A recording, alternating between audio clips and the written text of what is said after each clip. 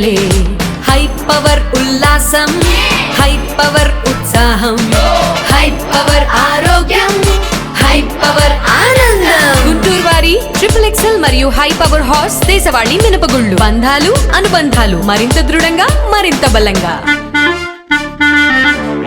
TDP ప్రభుత్వం వచ్చిన తర్వాతే బాబు జగజ్జీవన్రామ్కు నిజమైన గుర్తింపు గౌరవం లభించిందని మాజీ మంత్రి వేమూరు ఎమ్మెల్యే నక్క ఆనందబాబు తెలిపారు. రాష్ట్ర ముఖ్యమంత్రి చంద్రబాబు నాయుడు ఆయన పేరు మీద అనేక సంక్షేమ కార్యక్రమాలను అమలు చేస్తున్నారని పేర్కొన్నారు.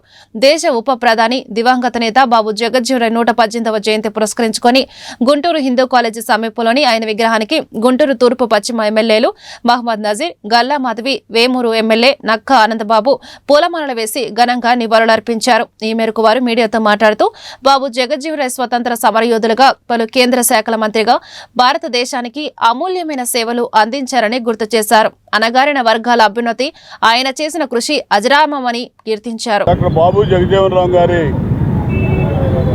118వ జయంతి సందర్భంగా ఆ మహనీయుడికి నివాళులు అర్పించుకుంటా ఉన్నాం.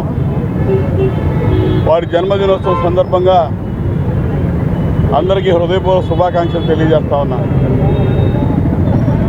బాబు జగజ్జీవన్రామ్ గారు భారతదేశానికి గొప్ప రాజ్యాంగాన్ని అందించి డాక్టర్ బిఆర్ అంబేద్కర్ గారు దళిత వర్గాలకి, నిమ్న వర్గాలకి అనేక రకాల మేళ్లు చేకూర్చే విధంగా రాజ్యాంగంలో పొందుపరిస్తే ఆ రాజ్యాంగానికి రక్షకుడిగా సుదీర్ఘ కాలం పార్లమెంటేరియన్గా ఒక రక్షకుడిగా రాజ్యాంగానికి నిలబడ్డటువంటి వ్యక్తి బాబు జగజ్జీవన్రామ్ గారు. కేంద్రంలో అనేక శాఖలకి మంత్రిగా పనిచేసి ప్రతి శాఖలో తనదైన ముద్ర వేసినటువంటి వ్యక్తి బాబు జగజ్జీవన్రామ్ గారు. ప్రధానమంత్రి అయ్యే అన్ని అవకాశాలు ఉండి ఆ రోజు అధికారంలో మరి వారిని రానివ్వకుండా కేవలం దళితుడనే సాకుతో అడ్డుకున్నటువంటి పెద్దలను చూసాం. రాజ్యాంగం ద్వారా నిమ్న వర్గాలకి ఎన్ని సౌకర్యాలు, ఎన్ని హక్కులు కల్పించినా ప్రధానమంత్రి పదవి వచ్చేసరికి ఆ నిమ్న వర్గాల వ్యక్తి కాబట్టి కానివ్వకుండా అడ్డుకున్నటువంటి కుట్రలు, కుయుక్తులు ఈ భారతదేశంలో చూసాం.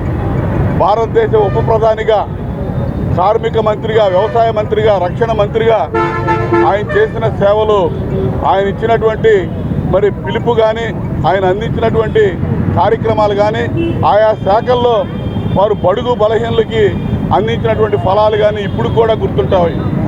అటువంటి వ్యక్తికి ఈ రోజున నిజమైన నివాళులు మనందరం అర్పిస్తూ ఉన్నాం. తెలుగుదేశం ప్రభుత్వం వచ్చిన కాడి నుంచి బాబు జగజ్జీవన్రామ్ గారికి నిజమైన గుర్తింపు, గౌరవం వచ్చిందని చెప్పుకోవాలి. ఉమ్మడి రాష్ట్రంలో బాబు జగజ్జీవన్రామ్ గారి కాంస్య విగ్రహం పెట్టినా, వారి పేరు మీద పెద్ద కమ్యూనిటీ హాల్ నిర్మాణం చేసిన మొట్టమొదటిసారి ఆ కార్యక్రమాన్ని నిర్వహించింది ఎన్టీ రామారావు గారు అని చెప్పడానికి నేను చాలా సంతోషిస్తూ ఉన్నాను.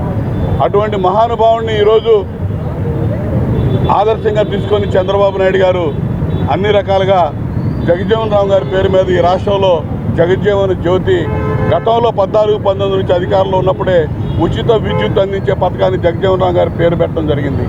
ఈ విధంగా ప్రతి అంశానికి కూడా జగజ్జీవన్రామ్ గారిని, అంబేద్కర్ గారిని రెండు కళ్ళుగా చూస్తూ ముందుకు పోయేటటువంటి సమరయోధంలో పూర్తి స్థాయిలో గాంధీజీ గారితో పాటు అడుగులో అడుగు వేసుకుంటూ స్వాతంత్ర సాధనతో పాటు భారతదేశ స్వాతంత్ర అనంతరం అణగారిన వర్గాల అభ్యున్నతి కోసం, వారి హక్కుల కోసం నిరంతరం పోరాడినటువంటి మహనీయుడు బాబు జగజ్జీవన్రామ్ గారు. అటువంటి మహనీయుడిని ఆదర్శంగా తీసుకొని నేడు అధికారంలో ఉన్నటువంటి ప్రభుత్వాలు కూడా బడుగు బలహీన వర్గాల కోసం అనేక రకాల అభ్యున్నతి కార్యక్రమాలు తీసుకొని ఈరోజు ఆనాడు ఇచ్చినటువంటి మహనీయులు ఇచ్చినటువంటి స్ఫూర్తితో ముందుకు సాగుతున్నటువంటి పరిస్థితులు ఉన్నాయి. ముఖ్యంగా దళిత వర్గాలకు సంబంధించినటువంటి అనేక విషయాల్లో ఎంతో చొరవతో కేంద్రంలో ఉన్నటువంటి ప్రభుత్వం, రాష్ట్రంలో ఉన్నటువంటి ప్రభుత్వం అణగారినటువంటి వర్గాలను కాపాడుకోవడానికి అనేక చట్టాలను రూపొందించడమే కాకుండా బడ్జెట్లో పెద్ద ఎత్తున కేటాయింపులు చేసి వారిని ఆదుకునేటువంటి క్రమంలో ఈ ప్రభుత్వం ముందుకు సాగుతూ ఉంది. తప్పకుండా ఈరోజు మనందరికీ కూడా తెలుసు, ఎప్పటి నుంచో ఉన్నటువంటి వర్గీకరణ అంశాన్ని ఈరోజు ఎంతో ధైర్యంతో అందరి ఆలోచనలు తీసుకొని సమర్థవంతంగా ఈరోజు ఉన్నటువంటి కేంద్ర రాష్ట్ర ప్రభుత్వాలు దీన్ని ఆచరణలో తీసుకొని రావడం, వర్గీకరణ చేయడం, అంతేకాకుండా పెద్ద ఎత్తున వారందరికీ కూడా ఉద్యోగ అవకాశాలు కల్పించేటువంటి కార్యక్రమంతో పాటు స్వయం ఉపాధి కోసం లక్షల కోట్ల రూపాయల సప్లాన్ నిధుల్ని కేవలం వారి అభ్యున్నతి కోసమే ఖర్చు చేసేటువంటి ప్రణాళికలు సిద్ధం చేసుకునేటువంటి పరిస్థితులు ఉన్నాయి. కానీ గత ప్రభుత్వంలో బాబు జగజీవన్ రామ్ గారి 118వ జయంతిని పురస్కరించుకొని ఆయనకు అందరం కూడా ఘన నివాళులు అర్పించడం జరిగింది. మరి దళితుల ఆశా జ్యోతిగా, స్వాతంత్ర సమరయోధుడిగా పేరుగాంచి జాతిపిత తర్వాత బాపుగా ఆయన బిరుదాంకితం పొంది సమాజంలో ఆయన చేసిన అశేష కృషికి ఈరోజు ఆయన 118వ జయంతి కూడా విస్మరించకుండా సమాజంలో మన అందరం జరుపుకుంటున్నామంటే ఆ రోజు ఆయన కనపరిచిన ఆయన విశేష కృషి అని మనం చెప్పుకోవాలి. దళితుల్ని బయటకు తీసుకురావడం కోసం, అస్పృశ్యతని రూపుమాపడం కోసం ఆయన గాంధీజీ ఆశయాల్ని పుణికిపుచ్చుకొని నడిచిన విధానం నిజంగా అందరికీ స్ఫూర్తిదాయకం. ఈరోజు సమాజంలో భావితరాలు అందరూ కూడా ఆయన యొక్క స్ఫూర్తిని ఇనుమడింపజేసుకొని ముందుకు వెళ్లాల్సిందిగా ప్రతి ఒక్కరికి పిలుపునిస్తూ ఉన్నాను. అదే స్ఫూర్తితో ఈరోజు కూటమి ప్రభుత్వం కూడా బడుగు బలహీన వర్గాల్ని, దళితుల్ని బయట వేసే విధంగా సంక్షేమ కార్యక్రమాలని కానివ్వండి, వాళ్ళ అభ్యున్నతికి దోహదపడతా పాటుపడతా ఉన్నది. ఇవన్నీ కూడా మంచి ప్రభుత్వం యొక్క లక్షణాలుగా మనం గుర్తించుకోవాలి. మరొకసారి అలాంటి మహనీయుణ్ణి ఈ సందర్భంగా గుర్తు చేసుకుంటున్నందుకు చాలా